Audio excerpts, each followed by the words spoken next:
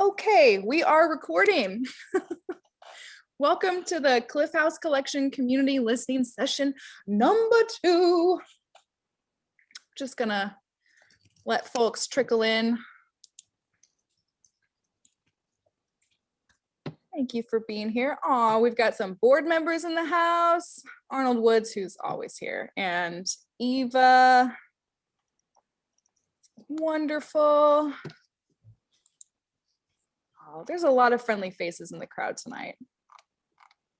Hi, Randall and Al, I see you. Tim's are here. Carl's here. Margaret's here. And that's it, that's the show. I just call it all your names and then we call it a night. While people are filtering in, I wanna say very special thank you to Tim Van Ram. Where's the camera? For sending this Cliff House postcard. Thanking us for saving the Cliff House collection. So you're welcome, Tim. Got about 16 people here. Ooh, 17 people. Oh, David Gallagher in the house.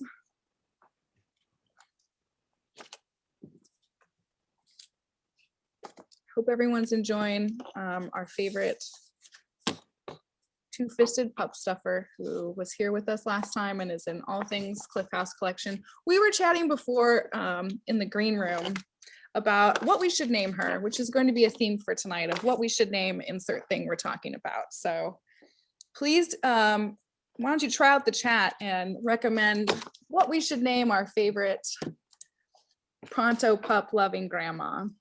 She's our mascot. She is. It's my spirit animal. Greta, maybe? Closer. Katrina? No. Marge? She's definitely a Marge. I love that. Madge. Midge. Midge. That's great. I'm just realizing now that I'm taking a deep look at her, like she is prepared. She's got gloves. Oh my God, who put Cornelia? That's nice. Good one. That's yeah. Well done. Yeah. All right. Well, we've got about 19, 20 people with us. So I'll get started with just the housekeeping and the stuff that we have to get out of the way. So we'll just welcome everybody again now that most of us are here for this second community listening session where, we want to hear your thoughts on the future of the Cliff House collection we were able to save from auction last month. And to be very, very clear, when I say we, I don't just mean those of us on stage tonight. I mean so many of you who contributed to the fundraising effort that enabled us to save these pieces. And those of you who are showing up tonight who are giving us guidance on what to do with them now. So thank you so much for everything and for being here, and let's get this show on the road. Nope, my computer said nope. Okay. So first of all, of course, we've got housekeeping to get through. This listening session is being recorded and will be uploaded to the WNP YouTube channel. So if you don't want your face on the internet for a really, really long time, I suggest that you maybe keep your video off so that we can't see you. And if you aren't speaking, please keep yourself on mute to cut down on background noise that can get kind of distracting. And but of course, while we're presenting or while folks are talking, feel free to jump into the chat, just go wild, ask questions, make comments. We do have board members in the audience who will be able to talk to you and will be comfortable with softballing them up to the presenters on stage. And I do hope I don't need to say this, but I'm going to do it anyways. Please be respectful tonight and polite during the course of our discussion. We need to remember that everybody is here because they love the Cliff House collection, and every suggestion is absolutely valued and welcome. And we're here to answer all the kinds of questions you have about this collection, but we're not able to answer questions, and we prefer not to discuss National Park Service plans for the Cliff House as a restaurant concession, or what the Hontalas family is up to now. We don't want to fall into the huge rabbit hole of why did this happen and how did we get here, because that's what's done is done, and it's time to move forward. So we're here for the history. And sometimes as historians, you have to focus on the future of the past. And that's what we're excited to do here today with your help. So don't be afraid. Share your thoughts, ask questions, either in the chat or audibly on screen. And then now for the roadmap for our evening. The structure of the evening will begin with just a brief bit of background. Who the heck is Western Neighborhoods Project? Who are these dream teamers? And what have we been up to since the last listening session, or maybe the last time one of you texted me? And by the way, there is a recording of the last listening session available on the WNP YouTube channel, so you can check that out. And this one will be there afterwards as well. So after we get through all of that, it'll be your turn. You can tell us your thoughts about what we just presented, or things that you'd like to see coming up, whatever you feel like, we're happy to hear. And we'll try out, so just so we're not all talking over each other, when you do want to share something with us and you want to speak on screen, tap the little raise hand button. And one of our board members will call on you, so you'll have the floor to speak. So can you all do me a favor and try out the raise hand function, just so I can make sure everyone's feeling good about it? We're gonna do it. Are we seeing some? Oh, yeah, okay. I'm seeing some hands go up. Excellent. You're all pros. I don't need to hold your hand through this. Okay, last dad joke of the evening. Okay, so we're feeling good about the tech. We're feeling good about the questions. Oh, and also, as with all WNP events, there will be some sort of after party where I drink one of the beers that you see behind me, and we just hang out and talk about history for a little bit more. All right. So first, a little elevator pitch for Western Neighborhoods Project. We are a 501c3 nonprofit, preserving, interpreting, and sharing the diverse history and culture of San Francisco's West Side since 1999. You can find all the work that we do on our primary platform, that's outsidelands.org. You can find articles, a community message board, also access to our videos, all kinds of fun stuff, and of course the podcast, which is a crowd favorite. And in support of this primary work, we launched Open SF History in 2014, which is a huge archive of historical images that span all of San Francisco from roughly the 1850s to about the 1990s. And we have over 53,000 of these online currently. They are mapped and just ready for you to go down the rabbit hole on an evening, perhaps with a glass of wine. And very exciting, we just recently launched a whole curated set of music photography from contemporary photographer Greg Garr. So highly recommend that you check out both of our websites. And then lately, we've been doing some amazing work with some incredible individuals around the Cliff House collection. So I'm going to hand the mic over to let Alexandra Mitchell of ACT Art Conservation and John Lindsay of the Great Highway Gallery sort of introduce themselves a little bit now.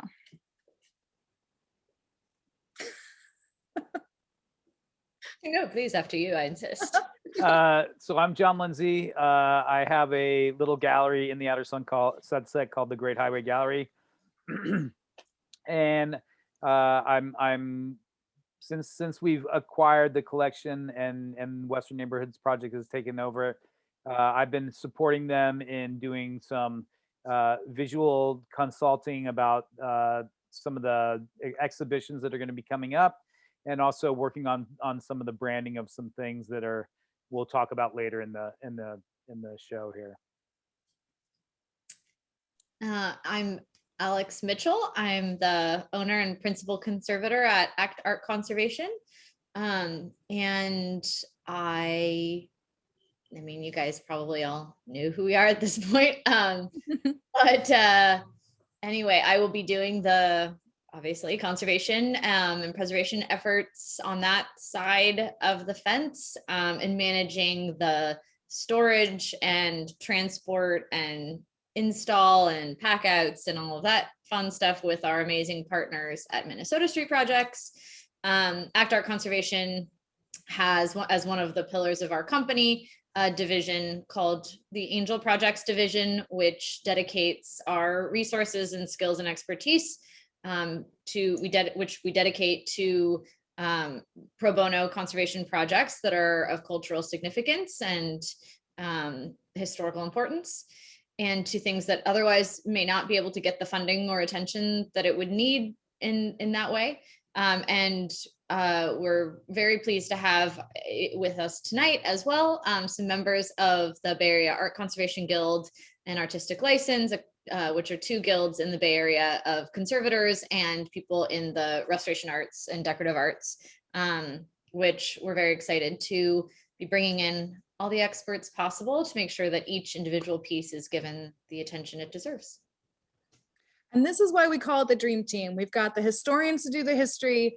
We've got the gallery owner to make sure it's interpreted and presented properly. And we have the conservator that makes sure it's stable and will be preserved for a really long time to come. And so together, we did the impossible. We saved the Cliff House collection, at least part of it. So what is the Cliff House collection? If you look at our last listening session on YouTube, we get into some of the artifacts we saved. I know you're all waiting for that public list to be available online. That's my fault. I haven't gotten it there yet, but it's not a secret. You can email me, Nicole@outsidelands.org.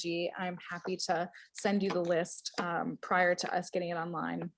But the Cliff House collection that we saved from auction was about 60 lots, over 100 artifacts, some of them that you see here right now, and also things that continue to find us after the fact. We have been getting additional donations from people who have things in their collection and managed to salvage things from salvage yards. It's been an exciting process to see this collection grow even beyond what we set out to acquire.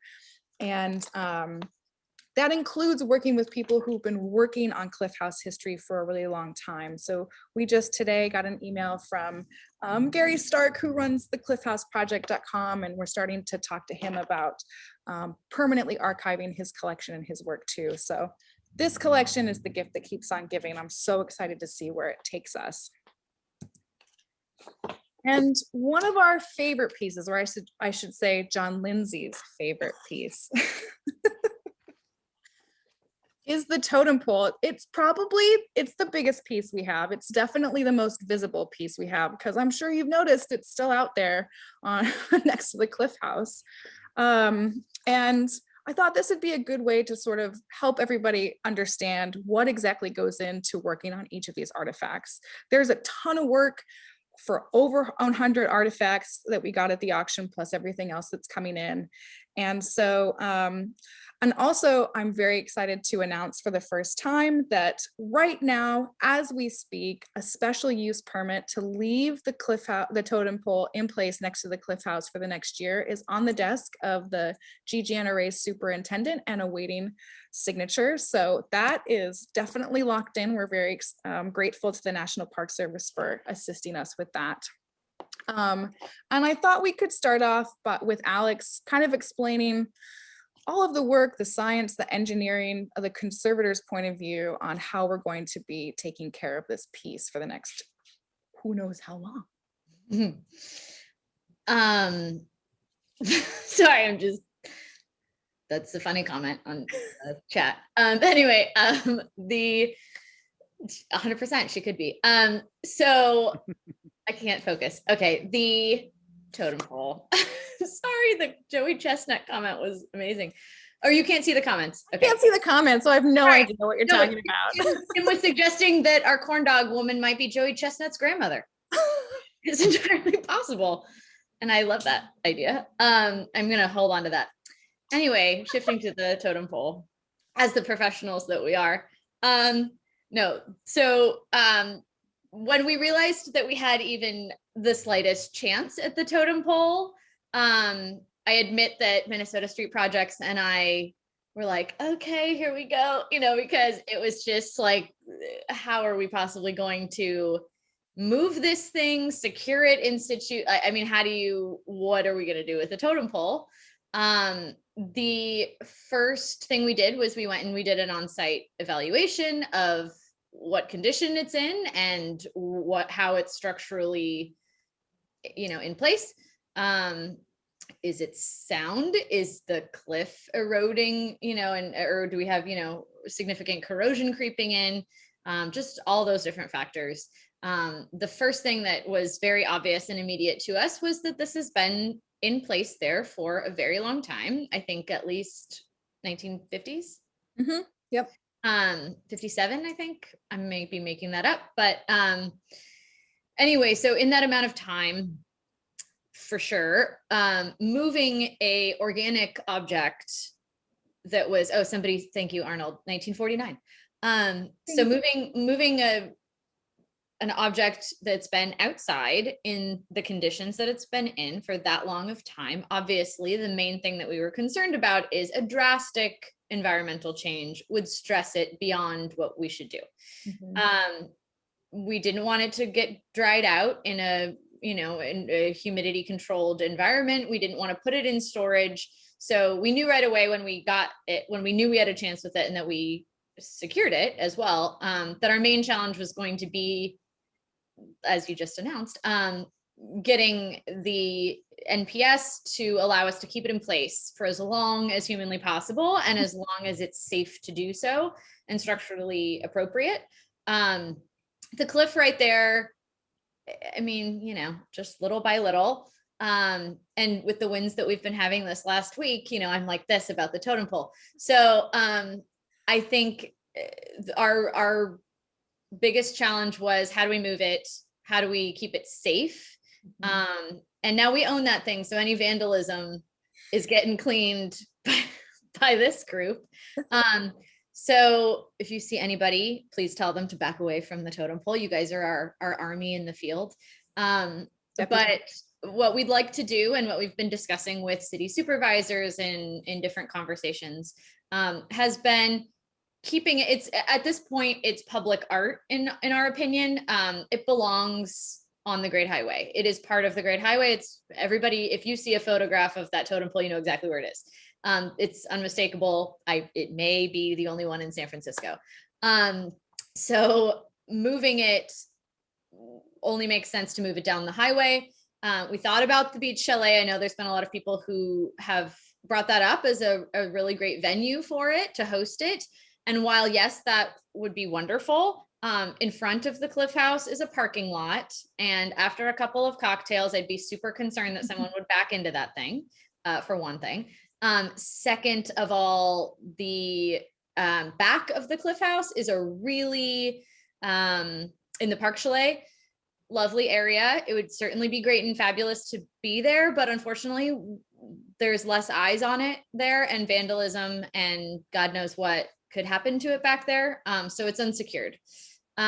So what we've been discussing is putting it in the intersection of Sloat and Great Highway as an art installation and just moving her down the street.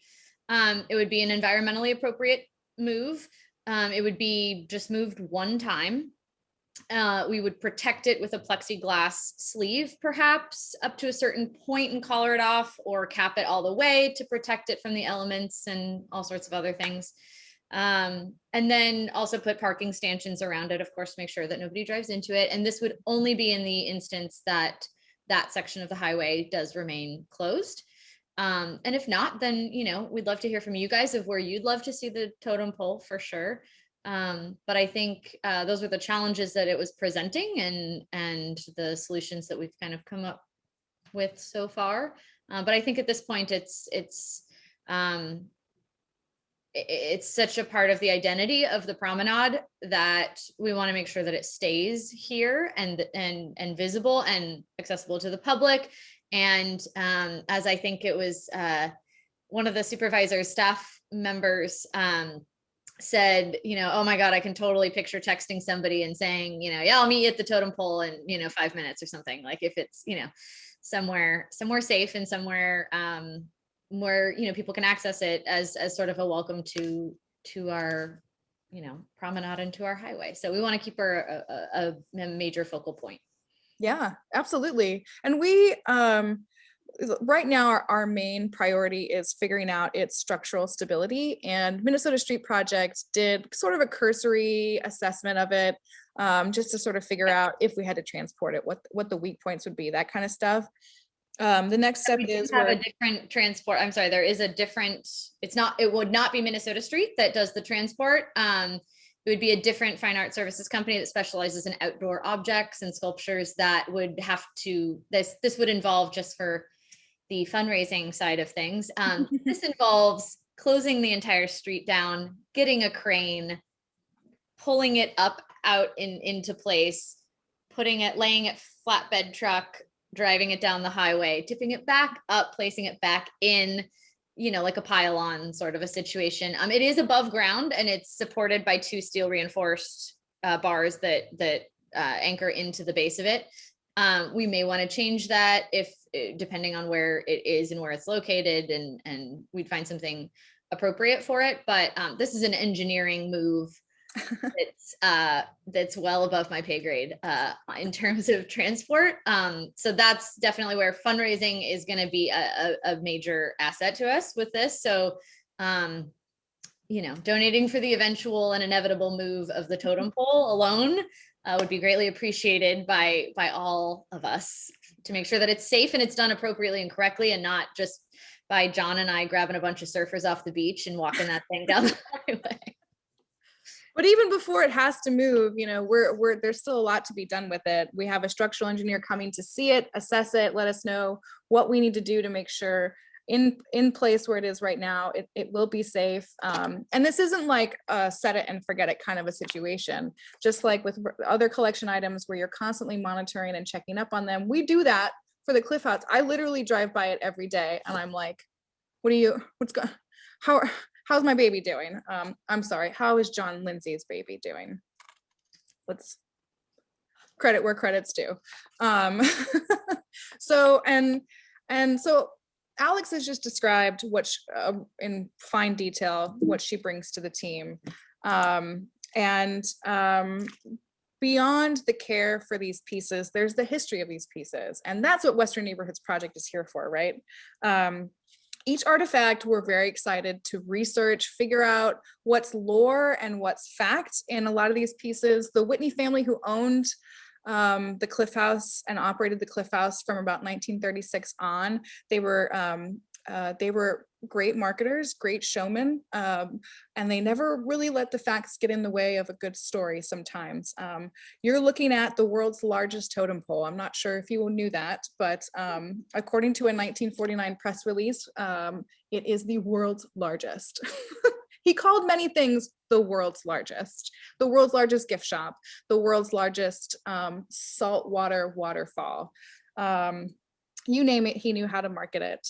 We actually just today got a request for the history of the totem pole. So I did a little bit of digging, mind you, very surface level, but it was commissioned by the Whitney family in the late 1940s. It's carved from one single cedar log by Chief Mateus Joe Capilano of the Squamish Indians in Western Canada. And he was the son also of a chief named Joe Capilano and Mary Agnes Capilano. And here you can see Mateus on Capilano Indian Reserve number 5 in British Columbia in 1936. So if you actually visit Vancouver's North Shore today, you'll see the Capilano name on roads and bridges and elementary school, even malls. Like, their family is very, very prominent in this part of the world. And you can still see another one of his totem poles actually in Kate's Park in North Shore. And his legacy, he died in 1966, but his legacy continues. His grandson, actually, Cody Mateus, still continues to carve totem poles, which he started shortly after his grandfather's death. And all the pieces on the totem pole, it was commissioned. Each figure depicts a member of the Whitney family. So somebody on our message boards was saying he thinks it's Daisy, B, George Whitney Jr., maybe Leo, and then the grandchildren. And it started out as 58 feet tall in a completely different part of Point Lobos Avenue. It was first located up near the stairs that would take you down to the lower deck where our favorite corn dog lady was standing at the beginning of this presentation. But around 1958, it moves.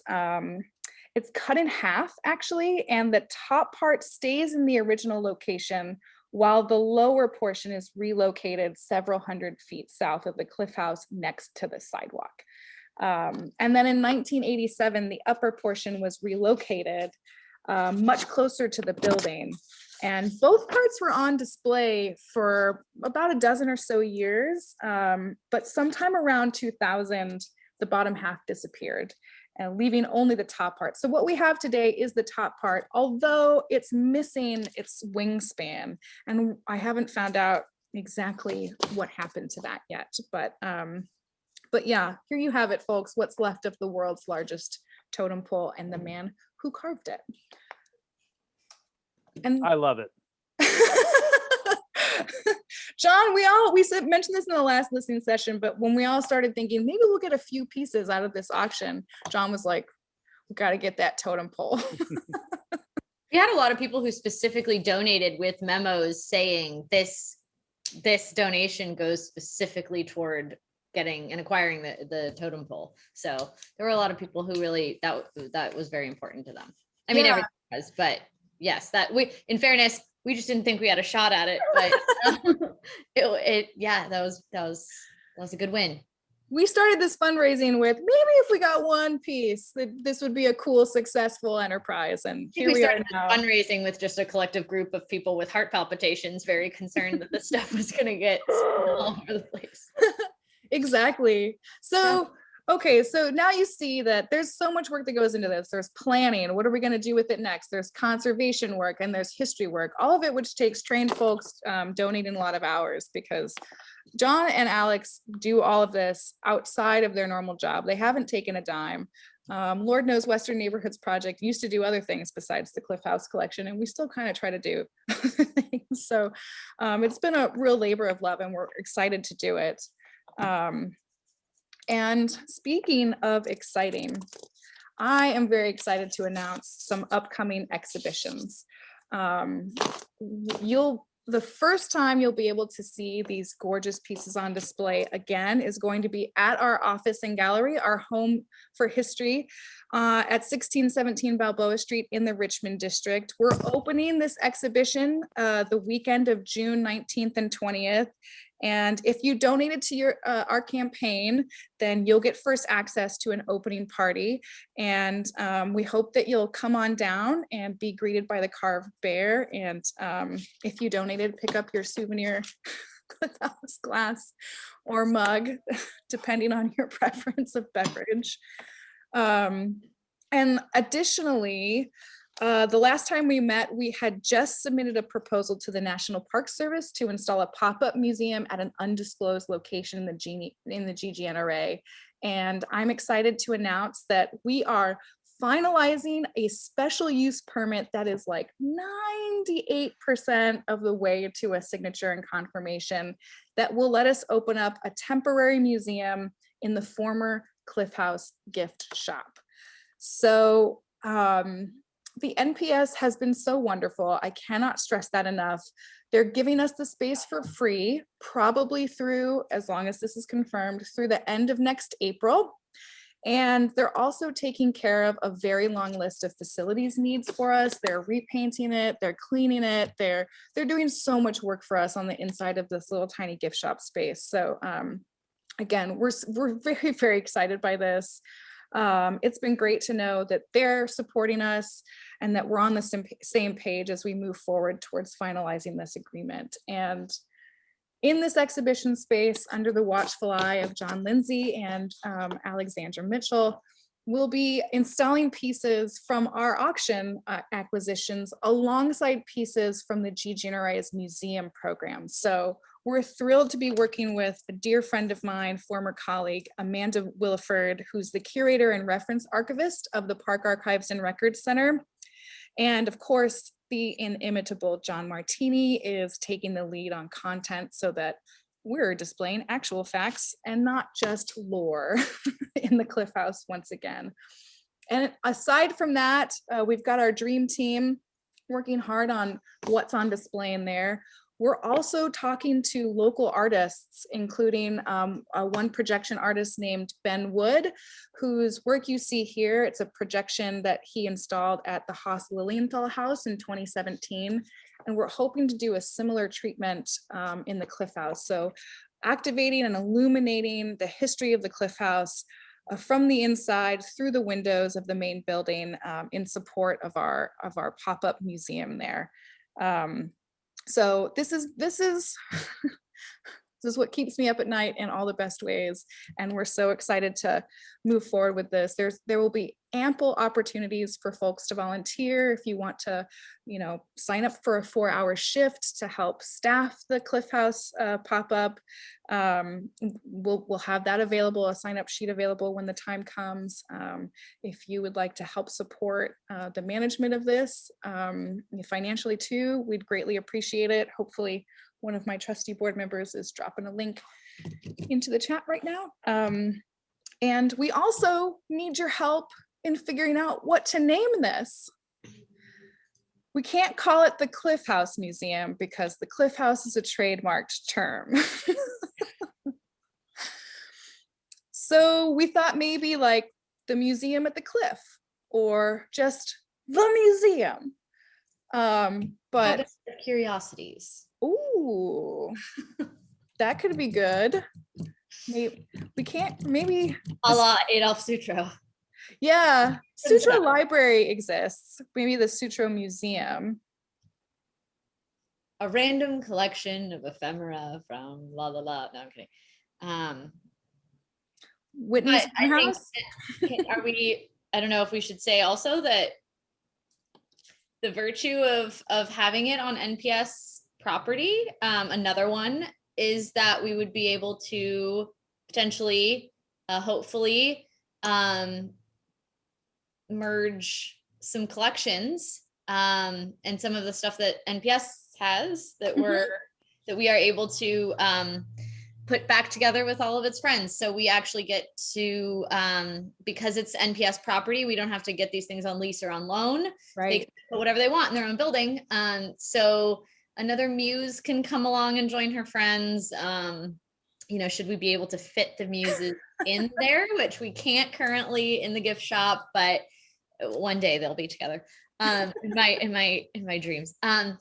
But yeah, definitely one of the major virtues and huge assets to why it's obviously because it's site specific and this is where these things belong, but also because we are able to access the National Parks collection and archive of their extensive collection of Sutro, Bath, Playland, Cliff House, artifacts and art and rejoin them with our exhibits. So we're able to tell more of the story with more objects. So very, very cool that we're able to do that. Exactly.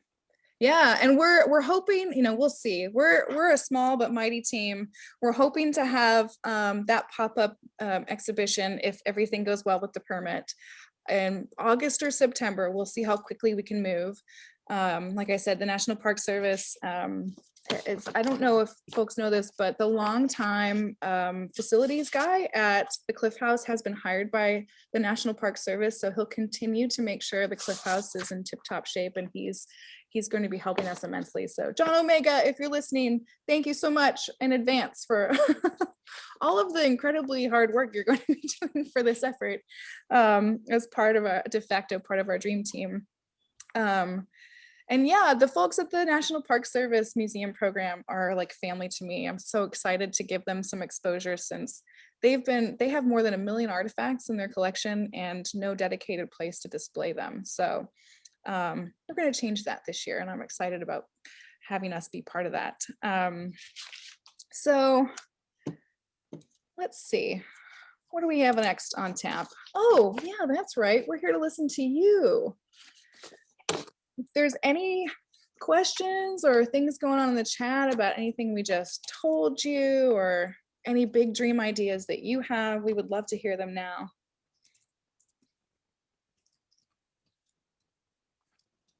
Or not. Alex, now you get to dance. Now I get to dance? Is that what you just said? God. Our feedback from last time said that it was too long and we didn't need to include so much, so we didn't queue up a lot of slides with history this time.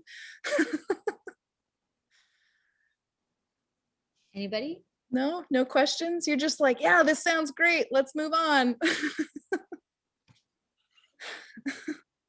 Killing me. No, I'm kidding. Okay. Really? Oh, well, okay. Well, and let's move on to even bigger. Oh, so, okay, I forgot about the quick recap.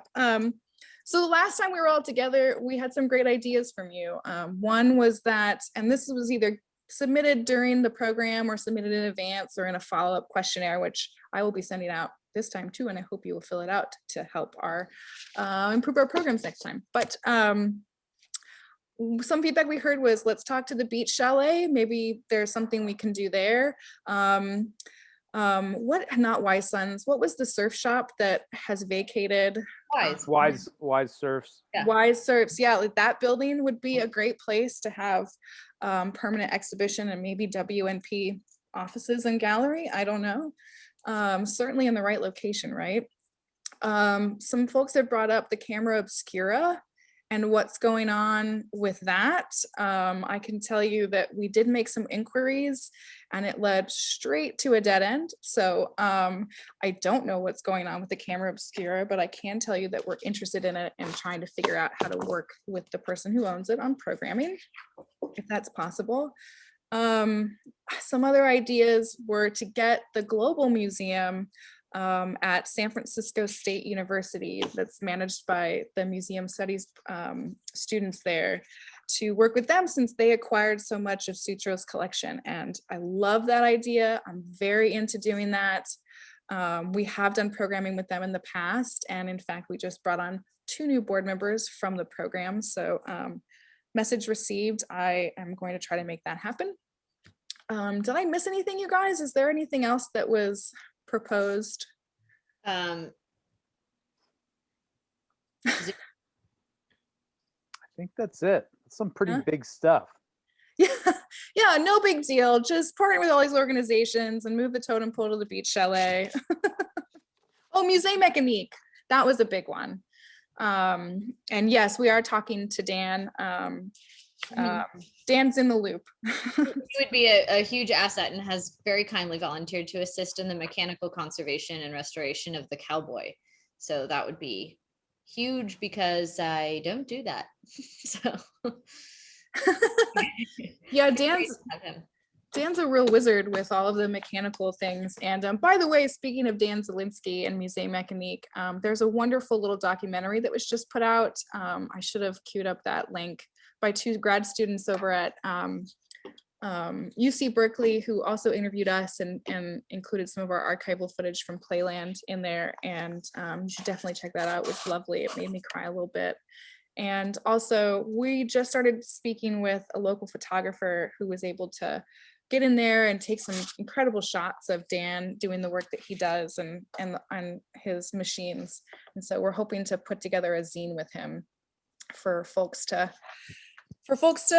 be able to take a little piece of Musée Mécanique home. So so yeah, because let's just do more things, right? So that's a quick recap. Again, if anybody has any questions, speak now or forever hold your peace. There is a question about whether volunteer opportunities would be listed online. Yes. Yes. That'll be on the Western Neighborhoods Project page.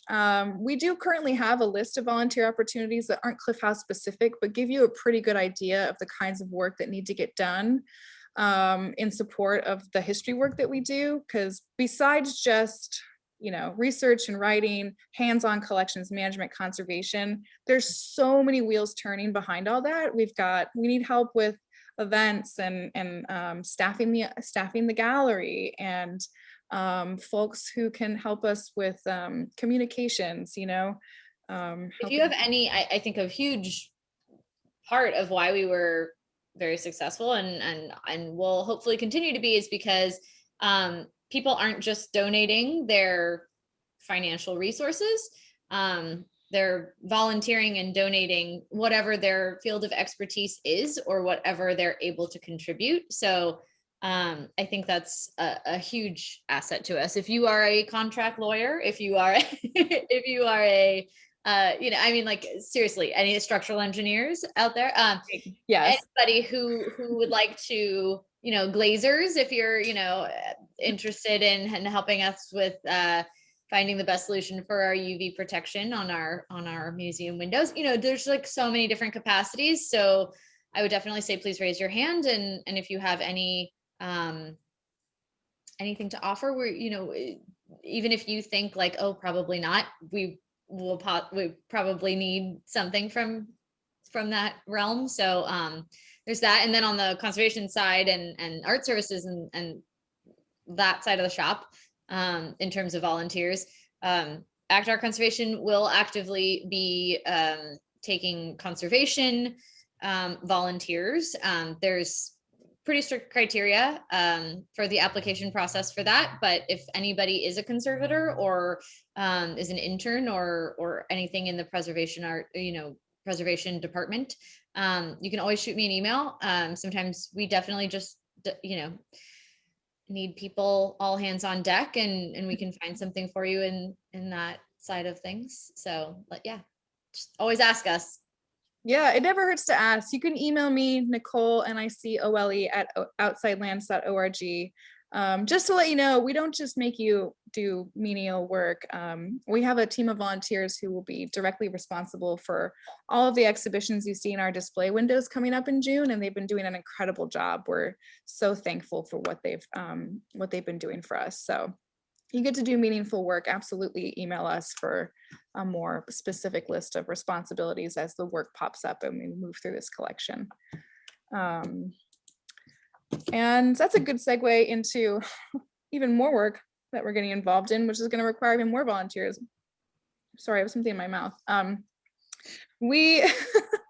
So when we came together to save the Cliff House collection, we did it quickly. We didn't even know each other. We didn't even know exactly what we were trying to do. Now we know what we're trying to do.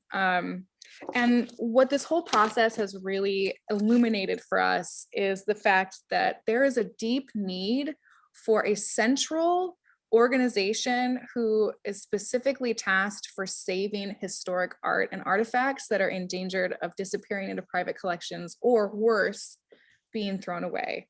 Right now, San Francisco, while there are so many incredible history groups doing great work in the city, there's no central, identified history museum as acknowledged by the city of San Francisco. There's no direct funding for it. And there's a deep need for one group or one collective to step up and save pieces like this. And we want to be a part of that. We want to be the one who helps to create that. We don't know what exactly this will look like, what it will be called, but we are chatting with folks at Minnesota Street Project and other interested parties about how we put a permanent, formalized group together that will be able to respond to the next thing that pops up. Because as soon as we started getting press coverage for what we did here, people started calling us to come get, you name it, whether it's another muse or a chandelier from Sutro's house, or we want, yes, we welcome those calls.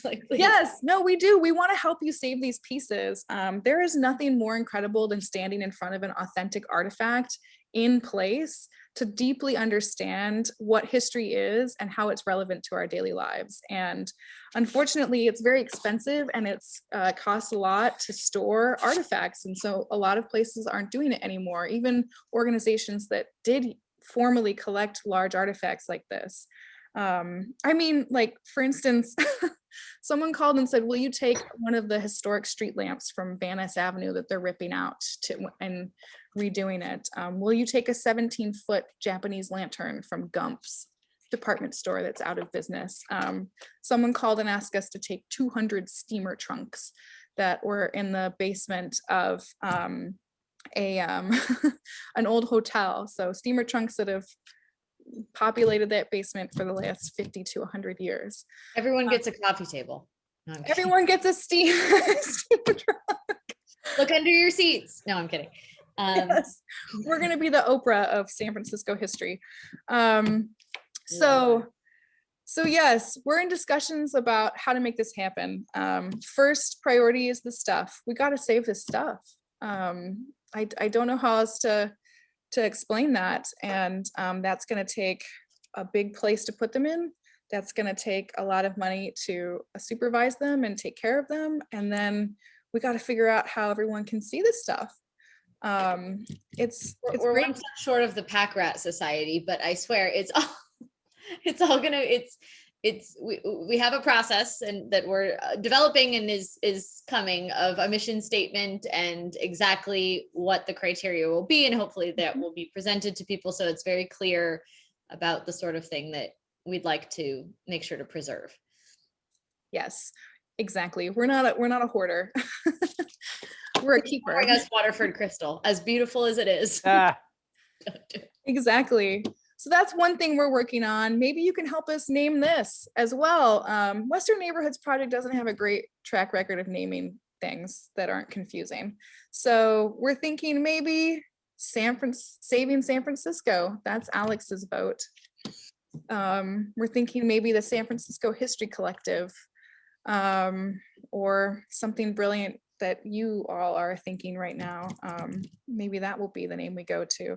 But just a long way of saying we see this need, we're trying to fill it, and we hope you'll be a part of the process as we build this organization together, essentially from the foundation WNP has managed to carve out for ourselves, and that the Cliff House collection crew has been able to pilot as a program for how to fundraise for these in the future. And John Lindsay has also been hard at work. Well, John, I'll just let you intro. So alongside all the things I talked about, the gift shop and working on these exhibitions coming up, we've also been really pushing for the supervisor in the Sunset District, to Gordon Marr, to set up a meeting, and we're looking to have like a kind of all hands on deck about creating the heritage district out there that's based around art as a main focus. So we're just waiting to have that kind of big meeting with them. We've kind of laid the groundwork with it. There's been some really great public art on the Great Highway. The latest is this one, a piece of rotating photographs by Michael Jang, who just won the Guggenheim. So it's been really, really wonderful, but organically it's growing. And then we're hoping that we're going to be able to, get it recognized by the city officially. So that's what we're working on. And we're hoping to be a cultural anchor for this. So John's got the art on lock. We've got the history in our back pockets. And Alex has been working really hard. What we're hoping will be maybe sort of a gemstone of this arts and culture district on the west side here is the Mothers Building, which people have talked about saving and preserving for a very long time. Richard Rothman, God bless you, has been trumpeting the preservation of this building for probably 15 years. But Alex has a new angle on how we can hopefully get this amazing building preserved, and I'll let her take the lead on that. Explain that. Sure. So I don't know how many people are familiar with it or not, but the San Francisco Zoo, just a quick little history, on that property originally was the fly shucker pool. It's now the zoo parking lot. There was a pool house in a mother's building, which is literally where the moms would just hang and while their kids were swimming. It was a 1.5 mile long swimming pool. The lifeguards were in rowboats. It was very cool. Saltwater pool. Google it. It's fantastic. Anyway, the interior of the mother's building, I believe it was built in 1925. And there are WPA murals in the interior of that building that were done by Dorothy Puccinelli and Helen Forbes. So 2 women that did these WPA murals. Usually the boys get all the attention with the Diego Riveras of the world, which are fantastic and wonderful. But the fact that these were, done by some gals that did an amazing depiction of Noah's Ark and some children's murals for the building. It's very rare and it's very special, and they're falling apart. It's been closed since 2002. Gorgeous wood paneling in there. It's a little jewel that's hidden back in there. And now that the pool has been paved over for the parking lot, and now that the main pool house was gone, I think it used to be the zoo's gift shop until, like years ago. I think I remember as a kid going into it. But now it's vacant and just kind of sitting there. And I know that for 20 years or so at this point, there've been really amazing efforts on preserving it. And I realized that we got here about 10 minutes ago with ideas on what we could do with it. But I think we're just here to raise our hand and say, hey, hitch it to whatever wagon and momentum we've got going, and let's try and get all of this stuff done. So we're very excited about it. And as I mentioned, there's several local guilds, including the Bay Area Art Conservation Guild. Artistic License is a fantastic organization of decorative artists that do all sorts of architectural restoration work, murals to plaster work, and just incredible efforts in that regard. And then there's fresco conservators that from Los Angeles that are interested in coming up, all taking this on as a completely pro bono project in order to conserve and restore the building. Obviously, as a conservator, I feel it is incredibly important to preserve the artwork that's there, and the mosaics on the outside. Zilani Glass has offered to join in, and Ariana Macau from Zilani has raised her hand and very kindly said she would be doing the mosaics for us, which is incredible. But not just the art, but the purpose of the building, and giving it purpose again, and giving it functionality, especially if the Great Highway does remain closed and it becomes a promenade as it originally was. I think it would be such a beautiful way to present that, of anchoring and bookending on either side of the promenade, with the Mother's Building here as a not only maybe a community center or for community purposes, but also as a small archive and exhibition space, little neighborhood museum of this is who we are as you walk in. There is a dedicated entrance already on Sloat, so if that remains closed, that stretch from Lake Merced to Sloat Boulevard, having that entrance there that you can easily access is wonderful. And then having the other bookend on the other side of the promenade being the Cliff House and Land's End, I think it would just be a really wonderful way to welcome people into our our outside lands as far out as you can possibly get. But I think something that's really been vital that I'd like to just, thank everybody for too, has been in this whole effort, but especially with things like this, we're very focused on the collaboration side of things and making sure that there's no ego involved in this, and none of us are getting paid for this. This is a truly roll up your sleeves, you got a rake, you want to do some landscaping, jump in kind of an effort. And I thank everybody who has already done something, that is thinking about doing something, and that will do something, because we really can't do this without the community. And I think we've lost so much. I am a Sunset resident. I live on Lower Great Highway.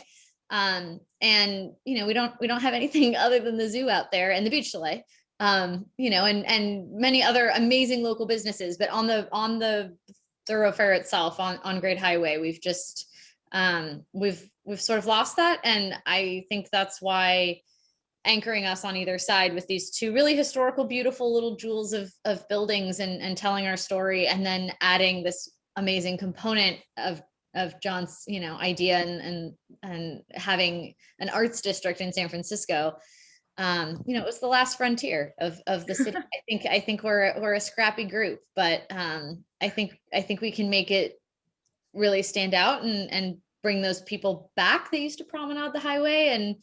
And we just have to convince the people who own the building that was Breakers to reopen that in the spaces so that we can get, some action, get a trolley up and down. There's no end to my notebook of ideas. So it'll be fun, but I think we can do it. And I think even if it doesn't turn into a use that we have, I think this is, as we keep saying, even if we don't, have skin in the game to use it as an exhibition space, this is worth saving. This is something that's worth preserving and worth giving a purpose to in our neighborhood. And the red tape that's involved in saving these things, usually we would love to just shatter that and break it so that we can figure out a way to actually get it done. And I think we've, we're getting there, but thank you guys for bearing with us as we do it. And if you have any ideas, please, again, raise your hand. Yes, absolutely. Yeah. And to be clear, Western Neighborhoods Project has no official position on whether Great Highway should stay closed or be open. I just need to say that. We get a lot of emails. Oh, Nicole, you muted yourself. Someone else muted me. All right, moving on from that, I guess. But yeah, what's incredible to me is like all three of us were living or working in the sunset, and we had thoughts, we had ideas, we had dreams, we had hopes, we had fears. And as soon as we all were in one room together, it all started to make sense. My idea of having a network of not just one central like history museum, but these little smaller hubs all throughout the city that present neighborhood history in situ, that all connect to each other in a collective way that's supportive to the people doing the work. The arts and culture district that John is working on, which would fit right in with this sort of decentralized city museum that we're conceptualizing. And then Alex, who can jump into the Mothers Building conversation and say, hey, the hardest part is conserving those murals. Don't worry about that. I got that for free, and Alex is right. There's no ego involved in this. We just want to help, and we just want to do cool stuff with fun people and let people see how awesome San Francisco is, especially as we come out of this pandemic. And if we don't end up having any single thing on display in the Mothers Building, it will give us great joy just to walk by it and see that it's open and available to the public. So glad I didn't get muted again. But that's what we have on our horizon. The Cliff House collection as well. In 2021 and the first part of 2022, we have the artifacts programmed. They will be accessible to the public.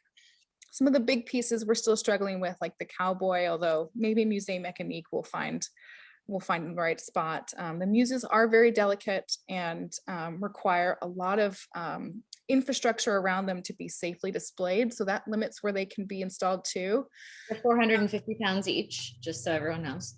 Again, shout out to Minnesota Street Project for custom creating and transporting those beauties.